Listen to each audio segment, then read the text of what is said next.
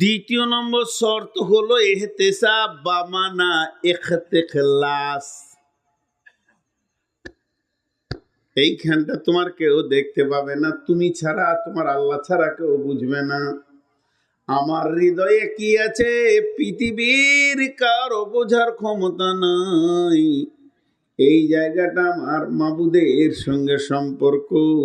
তুমি তোমার হৃদয়কে একবার জিজ্ঞেস করো, তুমি কেন রোজা রেখেছ? টিউ দেখেছেন?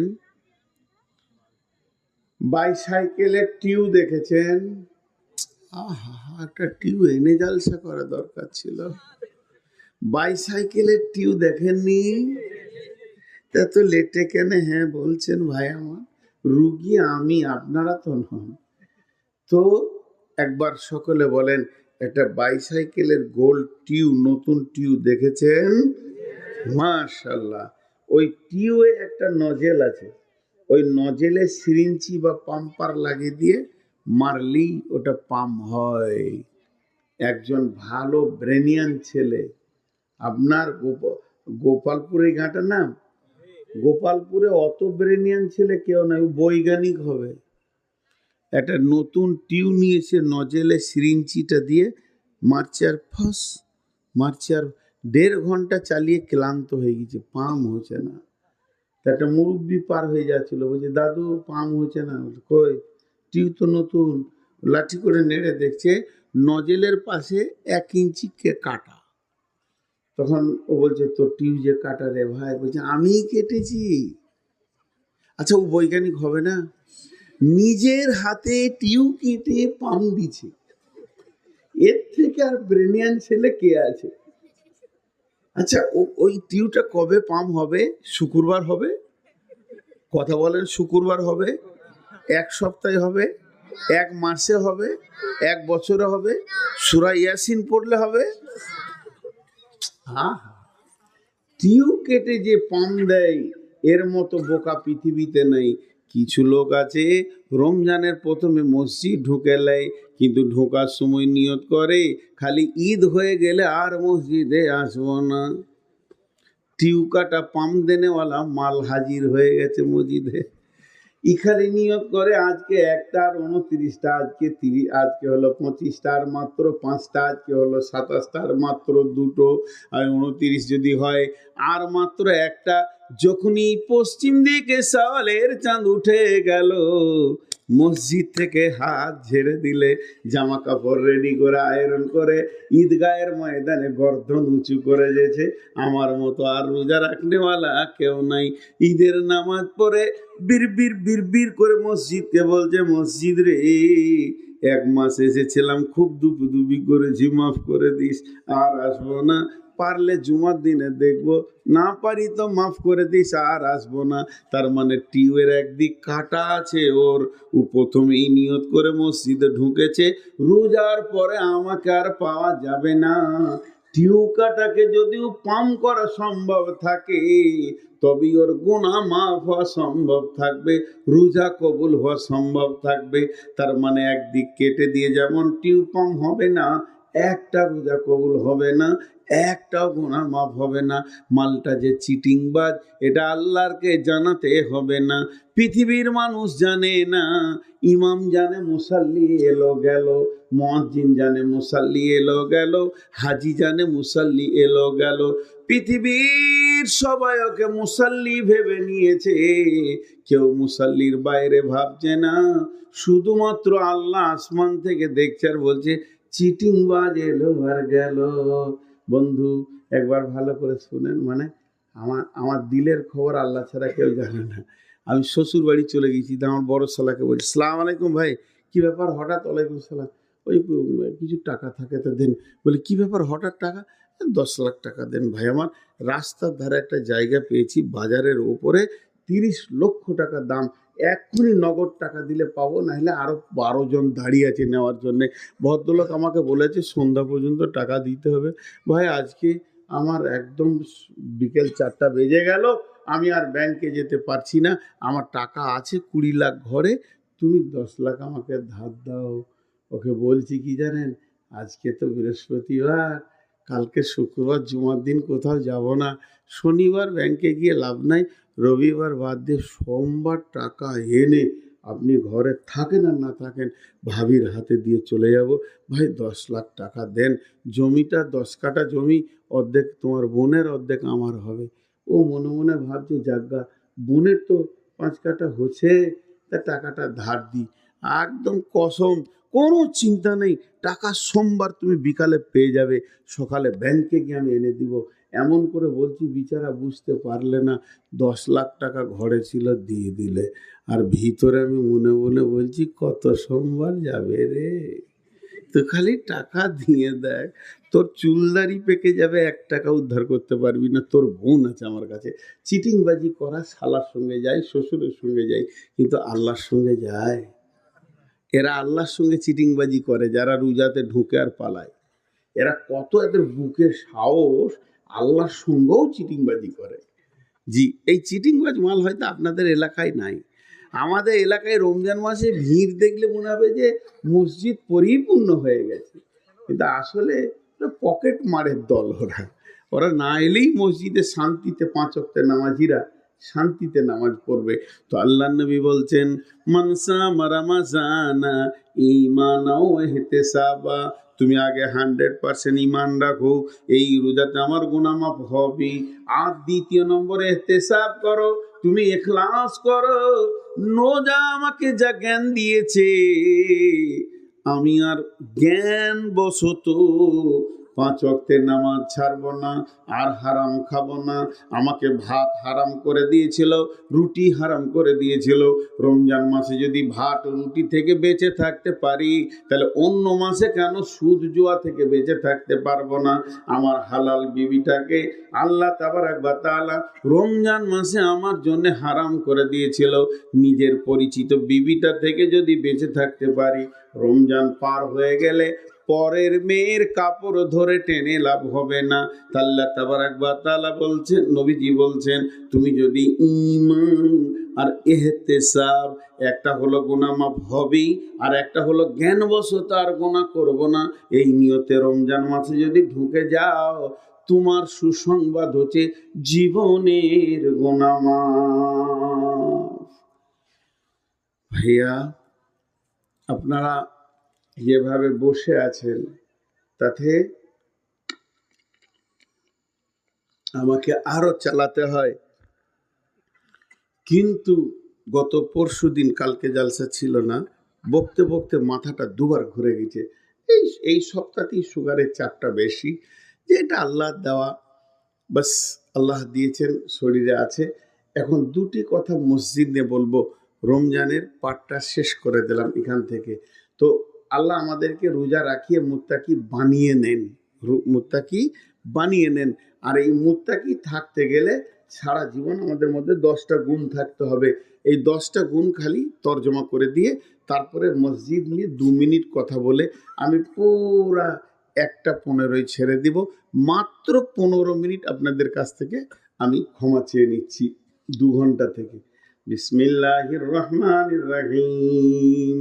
লাইসাল বিররা আন তুওয়াল্লু উজুহাকুম কিবালাল মাশরিকি ওয়াল মাগরিবি ওয়ালাকিন্নাল বিররা মান আমানা বিল্লাহি ওয়াল ইয়াউমিল আখিরি ওয়াল মালাইকাতি ওয়াল কিতাবি ওয়ান নাবিয়্যিন وآتى المال على حبه ذوي القربى واليتامى والمساكين وابن السبيل والسائلين وفي الركاب وأقام الصلاة وآتى الزكاة والموفون بعهدهم إذا عهدوا والصابرين في البأساء والضراء وحين البأس أولئك الذين صدقوا وأولئك هم المتقون। আল্লাহ তাবারাক ওয়া তাআলা বলছেন, রোজা তোদেরকে মুত্তাকি বানিয়ে দেবে। এই মুত্তাকি যদি তোদেরকে থাকতে হয়, তাহলে শুধু পূর্ব পশ্চিমে মাথা ঠুকে দিলে হবে না, আল্লাহর ওপর ঈমান আনতে হবে, আখিরাতের ওপর ঈমান আনতে হবে। ফেরেশতার উপরে ঈমান আনতে হবে, কিতাবের উপরে ঈমান আনতে হবে, নবীদের উপরে ঈমান আনতে হবে, মাল দান করতে হবে এবং সালাত আদায় করতে হবে, যাকাত দিতে হবে, ওয়াদা করলে ওয়াদা পূরণ করতে হবে বিপদ আপদে। আর আপনার কিনা জিহাদের ময়দানে ধৈর্য ধারণ করতে হবে। এই 10টা গুণ যার ভিতরে আছে, এই 10টা গুণে যে লোকটি গুণান্বিত, আমার আল্লাহ বলছেন উলাইকাল্লাযীনা সাদাকু, এরাই হলো প্রকৃত সত্য, ওয়া উলাইকা হুমুল মুত্তাকুন, এরাই মুত্তাকি। আমি আপনাকে একটা ফুল গাছ দিলাম, সেই গাছটাকে রাখবেন কিভাবে? টবে রাখতে হবে, পানি দিতে হবে, ছায়াতে রাখতে হবে, মরা পাতা ভাঙতে হবে, তাকে ছাঁকতে হবে, জোর সার দিতে হবে, তবেই সেটা থাকবে। তাহলে রোজা রাখলে মানুষ মুত্তাকি হয়ে যায়, মুত্তাকি আল্লাহ বানিয়ে নেন। এই মুত্তাকিত্বটাকে যদি রাখতে হয়, দীর্ঘদিন জিয়ে রাখতে হয়, দীর্ঘদিন বাঁচিয়ে রাখতে হয়, তো আয়াত বলছে তোকে আল্লাহর উপর ঈমান আনতে হবে, আখিরাতের উপর ঈমান আনতে হবে, কোরআনের উপর ঈমান আনতে হবে, নবীদের উপর ঈমান আনতে হবে, ফেরেশতার উপর ঈমান আনতে হবে, 5টা মাল দান করতে হবে, রোজা নামাজ পড়তে হবে, যাকাত দিতে হবে, ওয়াদা করলে ওয়াদা পূরণ করতে হবে এবং বিপদ আপদে তোকে জিহাদের ময়দানে ধৈর্য ধারণ করতে হবে। এই 10টা গুণ যার ভিতরে থাকবে, আমার আল্লাহ বলছেন ওই লোকটা হলো প্রকৃত মুত্তাকি।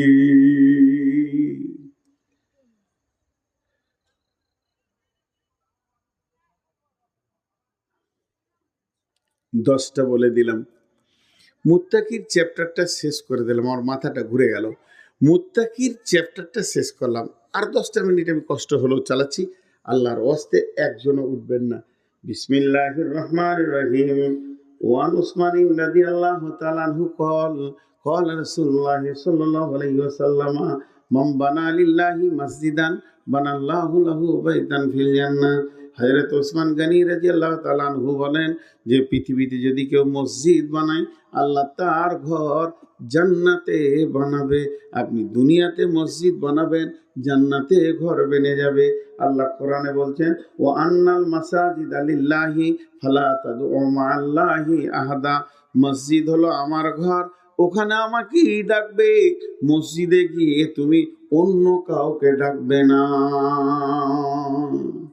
মসজিদ আল্লাহর ঘর, আর যে আল্লাহর জন্য মসজিদ বানাবে, আল্লাহ তার জান্নাতে ঘর বানাবেন। আল্লাহু আকবার।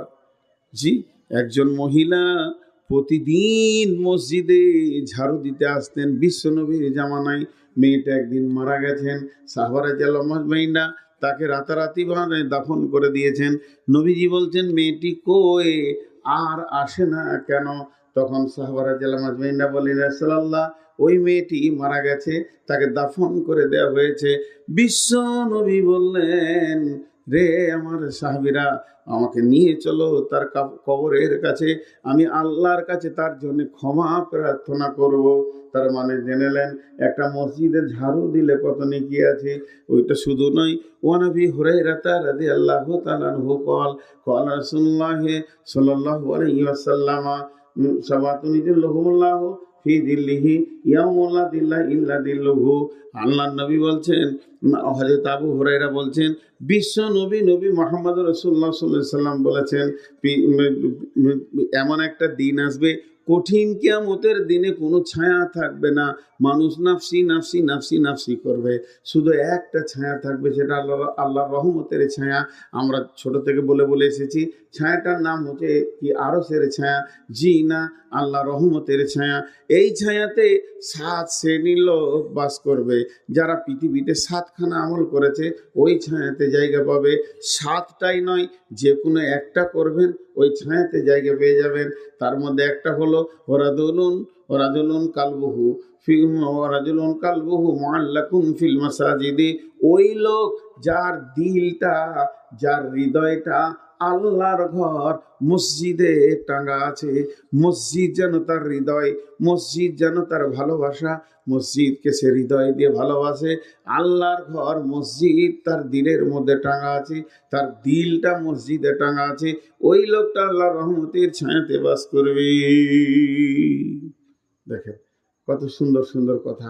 শুধু তাই নয়, আল্লাহ তাবারক ওয়া তাআলা বলছেন বিসমিল্লাহির রহমানির রহিম ইন্নামা ইয়ামুরু মাসাজিদাল্লাহি মান আমানা বিল্লাহি ওয়াল ইয়াউমিল আখিরি ওয়া আকামাস সালাতা ওয়া আতাজ যাকাতা ওয়া লাম ইয়াখশা ইল্লাল্লাহ ফাআসা উলাইকা ইয়াকুনু মিনাল মুহতাদিন।